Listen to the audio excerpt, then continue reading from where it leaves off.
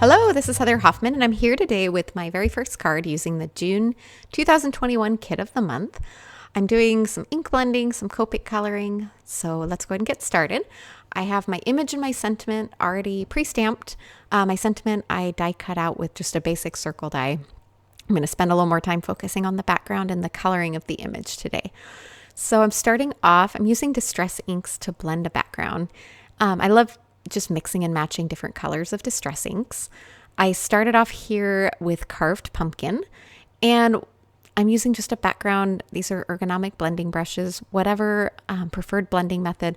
I've really just learned though, I don't know if you can really fully tell in the video, but I have a glass mat there I use to dab off a little bit of the ink. You can use just a piece of paper to get some of the extra ink off, but really just start with a soft touch. You can keep blending and layering color, but the best way that I found to get a smooth, just kind of an even blend is just have a soft touch. As you continue to go on, you can keep building up color and layering.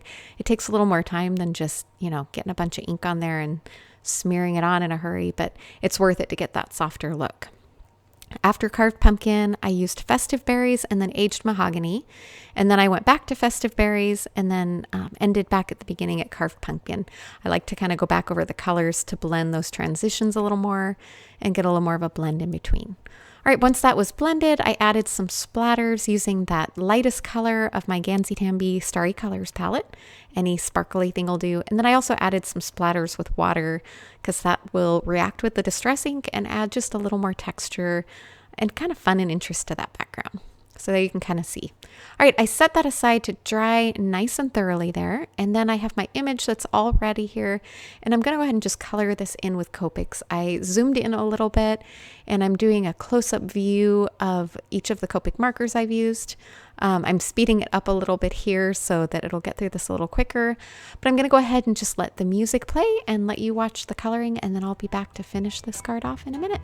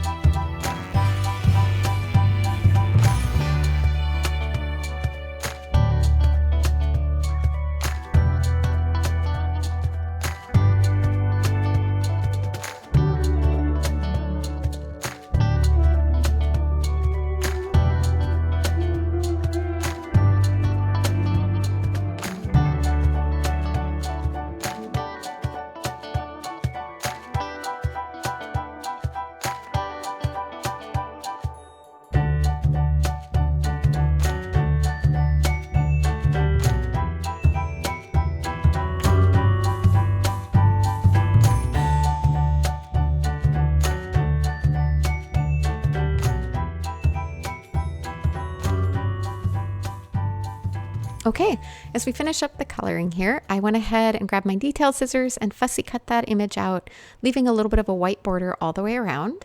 And then came in and I realized I hadn't added color to the lips, so I went ahead and did that real fast. And then I picked just a simple oval die. This is a pretty Pink Fresh Studio blanket stitched ovals die. Any just basic shape die will work for this. I like this one because it has the stitching on both sides of the die, the negative and the positive space. You don't have to do that though.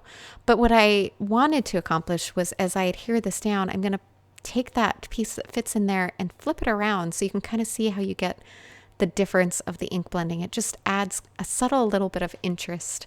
So all the color is the same. It's just rotated in that oval, which kind of makes it pop from the background while still keeping kind of a similar background. You could also make a window, create a shaker or anything like that. But I thought this was kind of a fun way to make a little interesting background. And I just adhered those pieces onto my card base with just some basic tape, my tape runner. And then I added this colored image with foam adhesive. And then the sentiment there, I punched a couple of holes and tied some twine through just to kind of give it a little bit of a tag effect. You could punch one hole and tie it through the top. I just like the 2 holes. It was a little easier to work with. And trim off the edges, and then I can adhere that down with a bit of foam adhesive. And this card is bright and happy and fun and summery. And we're finished for now. Some simple coloring and ink blending and a bright pop of color. Thanks so much for coming by today. I hope you enjoyed and have a wonderful day.